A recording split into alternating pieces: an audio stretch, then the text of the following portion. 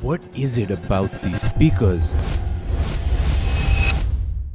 that makes you stop and listen? It's not just their voice, it's not just their confidence, it's something much deeper. It's their ability to tell a story. But here's the thing, great stories don't just happen, they are built. And today, I'm going to share a personal story and then reveal the 5 simple steps to transform your information into an unforgettable story. Let's get started. Growing up in India, I stuttered right up to grade 5. I was shy, I was introverted, and I struggled to speak up in class. At parties, I seek refuge in the corner wondering, why am I even here?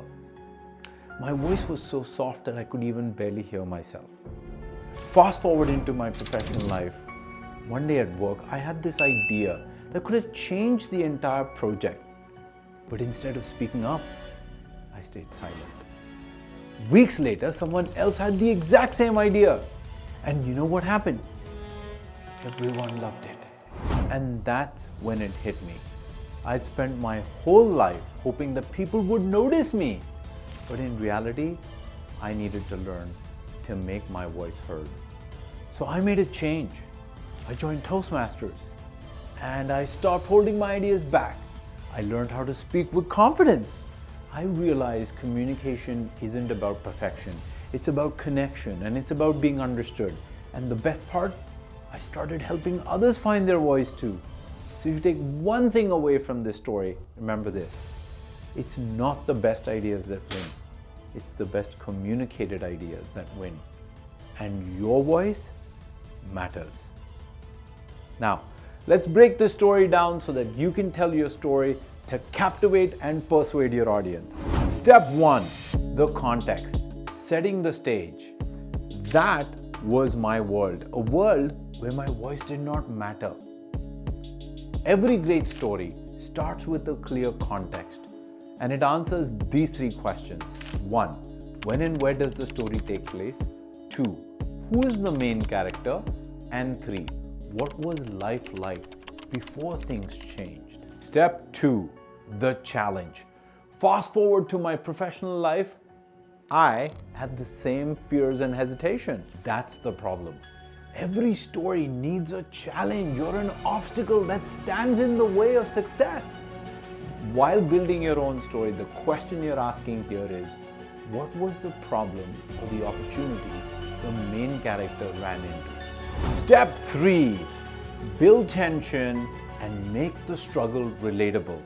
Tension or struggle is like the fuel of a story. If there's no tension, there's no emotional pull. And if there's no emotion, there is no story.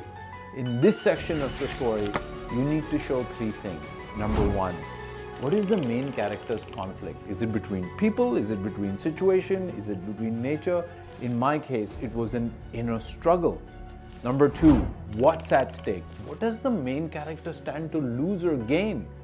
In my case, it was recognition or praise or a promotion. Number 3, what is the character thinking or feeling? Oh, this is the juicy part.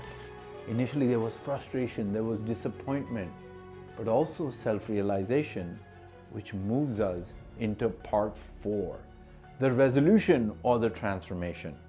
Now, every great story shows transformation, not just what you learned, but how you applied it.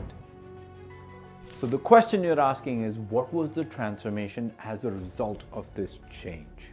Step 5, the lesson. What is the key takeaway for your audience? Here's what you got to do. Ask yourself, what is the universal lesson your audience can apply? It's not the best ideas that win. It's the best communicated ideas that win. Ever felt like you had something important to say, but no one listened?